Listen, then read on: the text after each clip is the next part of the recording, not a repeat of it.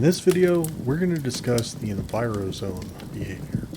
So this one's very simple to set up, but it's very versatile. It can be used for a lot of different situations.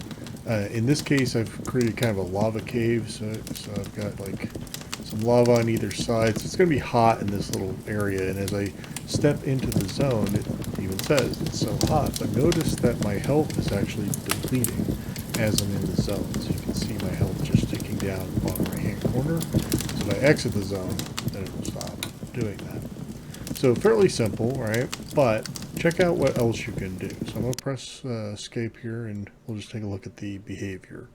All right, so right now I've got some prompt text. It's so hot, right? And then I have to click off it to get the rest of it to activate. There we go. All right, so the effect that I selected there was health loss. So that's just going to tick down my health a little bit at a time as I'm in the zone. We also have inhibit walk or run. So it could be that I'm just, slower, not able to move. So maybe it's a muddy patch or a swamp or something like that. There's the hurt zone, which might be very similar to health loss. It's going to tick down health just like health loss. The difference here is it's also going to do the blood effect on the screen, like you're being hurt, like you're being punched or shot or whatever. That's the difference between those two.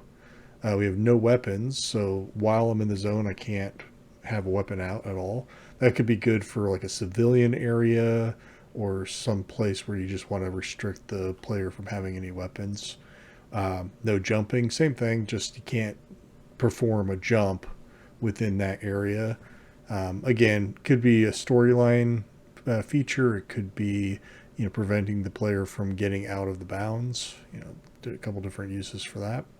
Sniper hit is, another one where it's just going to tick a little bit of damage off, and you'll hear him go, oh, and see the effect. It could also be like a snake bite or a bug bite or something like that. It doesn't have to be a bullet. You don't hear a bullet shot or anything like that. You just get hurt. So a lot of different uses for that.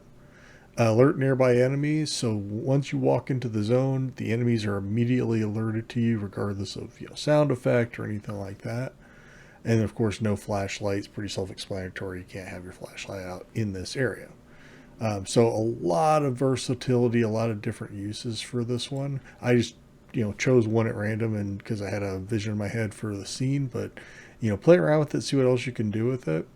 We have the zone height, which is how far above the zone can you be and it still affect you in that way. So, if you have a multi-story building and each story is 100 units, then the second floor, you're not going to be affected by it.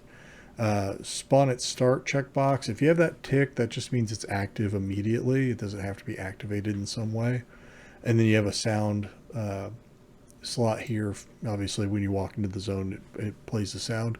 I chose not to do that. Instead, I've got one of these rocks has a 3D looping sound, just because I wanted the sound to be there no matter what, even if I wasn't in the zone. I didn't want it to, play the lava sound just in the zone. I wanted to be all the time, but it got louder as I got closer towards the center. So that's just another way to do that. But that's it. That's the Envirozone. Pretty simple, like I said, but very versatile, very useful in a lot of different scenarios. If you enjoyed the video, if you feel like I've earned it, please be sure to click all the buttons down below. I really appreciate it. Thanks for watching all the way through, and I'll see you in the next one.